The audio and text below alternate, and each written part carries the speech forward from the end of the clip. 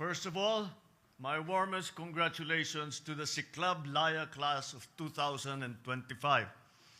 You cadets are now full-fledged officers. And as your Commander-in-Chief, I am impressed by your perseverance, strength of will, and dedication to reach this point. We all know your path was not easy. 4 years of discipline, training, hard work, and I'm sure some nights of self-doubt wondering if this was the right choice. But you did not give up, and now you are here, ready to serve the country as new officers of the Armed Forces of the Philippines. Kayo ng Siklab Laya, sundalong isinilang, nakasangga at lakas ng ating bayan para sa kalayaan. Remember that you carry a name that speaks of fire and of freedom. To be born a comrade, to be made strong for freedom, that is powerful. It is poetic. Ladies and gentlemen, you are a class of many firsts. You are the first group to be trained on Pag-asa Island itself.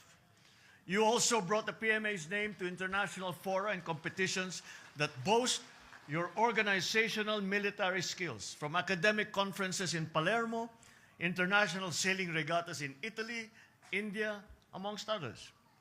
In every instance, you have proved that the Filipino soldier is ready to face the world with dignity and to show his excellence. But beyond recognition, the most important lesson you carry is the understanding that warfare today goes beyond land, seas, and skies. We have battles that are invisible to radar, ones that take place in cyberspace, in protecting information and safeguarding the environment, and in helping communities during crises. So physical strength and agility are no longer enough. What we need just as much are your mental sharpnesses and your compassion. Fortunately, your training now includes courses that were once unseen in the military academy. Artificial intelligence, drone operations, strategic thinking, ethical leadership, amongst others. These are all important. But what is also important, and possibly the most important, is your love of country. That is, an officer who knows how to love his or her country despite its flaws in a most sincere way. Our country needs men and women who put their country and others above themselves, who sacrifice for the good of all, and who overcome odds because they believe in the bright future ahead. Isa na pong halimbawa, si Cadet First Class Jesse Ticar Jr. and ang valedictorian ng Siklab Laya at ika-4 na summa cum laude sa kasaysayan ng PMA.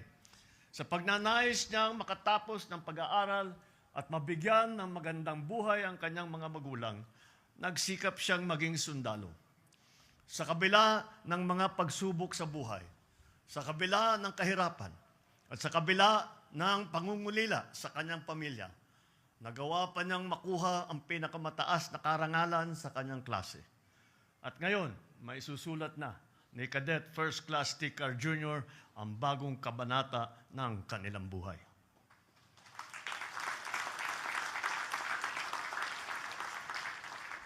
Nais ko ring pasalamatan at batiin ang inyong mga magulang. Alam kong may panlinlangan sa kanilang puso, ngunit pinili nilang ibahagi kayo sa ating bayan at suportahan ang inyong mga pangarap. It is also noteworthy the fact that 266 graduates today, of that 266, 54 are women. Ang mga kababaihang kadete ng PMA ang patunay na ang tapang, talino at galing ay hindi nakaayon sa kasarian.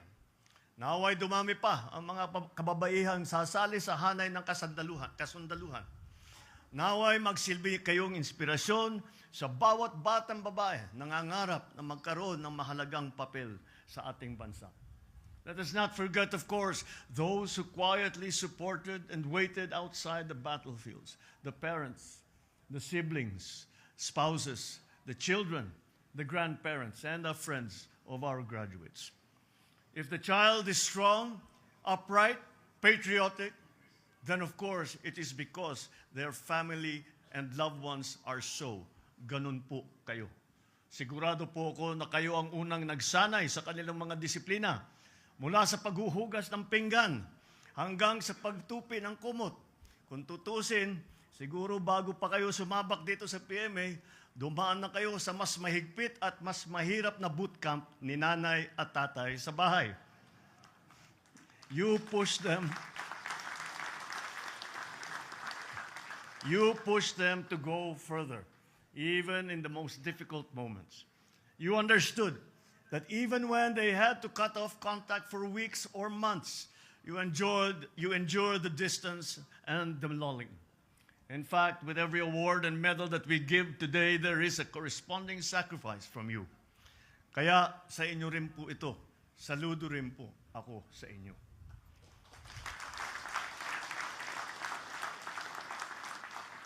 This is my prayer to the members of Siklab Laya. Wherever your duty may take you, may it be in the mountains, in the seas, or communities, serve with dignity, serve with honor, serve with love. And I hope that when you are at your lowest, you will remember that you have your fellow Filipinos who are praying for you and are supporting you and are behind you. You have an entire nation that respects and wholeheartedly believes in you. Kayo ang mga bagong muka ng serbisyo ng kagitingan. Kayo ang bagong Pilipina na may disiplina, may husay, at may pagmamahal sa ating inang bayan. Muli, sa class of 2025, congratulations at maraming salamat sa pagpili ninyong maninilbihan. Ito ay panata sa bandila, sa bayan, at sa taong bayan. Lastly, in the grand tradition of all commencement exercises of graduating classes of the Philippine Military Academy, I will sign before you the pardon of punishment in observance of the time-honored tradition on this very important day. Mabuhay ang Siklab Laya, mabuhay ang Philippine Military Academy, mabuhay ang bagong Pilipinas.